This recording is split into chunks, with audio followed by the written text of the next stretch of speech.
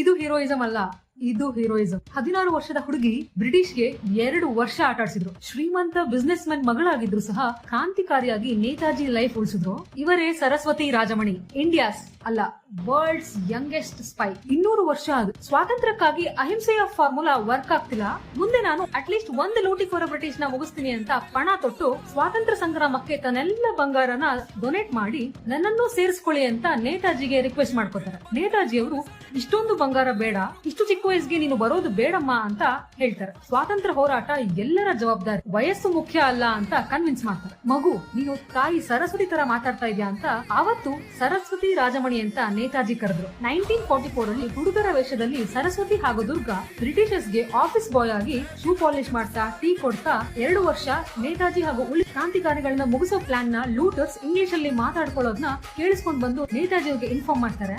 ಒಂದು ದಿನ ಲೂಟರ್ಸ್ ನ ಫೈಲ್ ಓದುವಾಗ ದುರ್ಗಾ ಸಿಗಾಕೊಂಡು ಜೈಲ್ ಸೇರ್ತಾರೆ.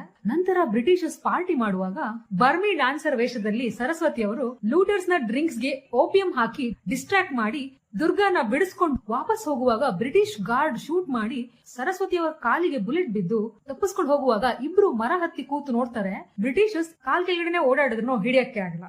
ಕಾಲಿಂದ ರಕ್ತ ಸೋರ್ತಾ ಇದ್ರು. 2 ದಿನ ಮರದ ಮೇಲೆ ಇದ್ದು ಲೂಟರ್ಸ್ ಇಲ್ಲದನ್ನ ನೋಡಿ ಆಜಾದ್ ಹಿಂದ್ ಕ್ಯಾಂಪ್ಗೆ ವಾಪಸ್ ಹೋಗ್ತಾರೆ. ಸ್ವಾತಂತ್ರ್ಯ ಸಂಗ್ರಾಮಕ್ಕೆ ಇವರ ಎಲ್ಲ ಆಸ್ತಿನೂ ದಾನ ಮಾಡಿದ್ರು. ಆದ್ರೆ ಅಸಹ್ಯ ಏನು ಗೊತ್ತಾ, ದೇಶಕ್ಕಾಗಿ ಹೋರಾಡಿದವರು ಕೊನೆಗೆ ಪೆನ್ಷನ್ಗಾಗಿ ಹೋರಾಡೋ ಪರಿಸ್ಥಿತಿ ಬಂತು. ಎಸ್, ಗವರ್ಮೆಂಟ್ ಆಫೀಸ್ ಅಲ್ಲಿ ಪೆನ್ಷನ್ ಸ್ಟಾರ್ಟ್ ಆಗಿಲ್ಲ.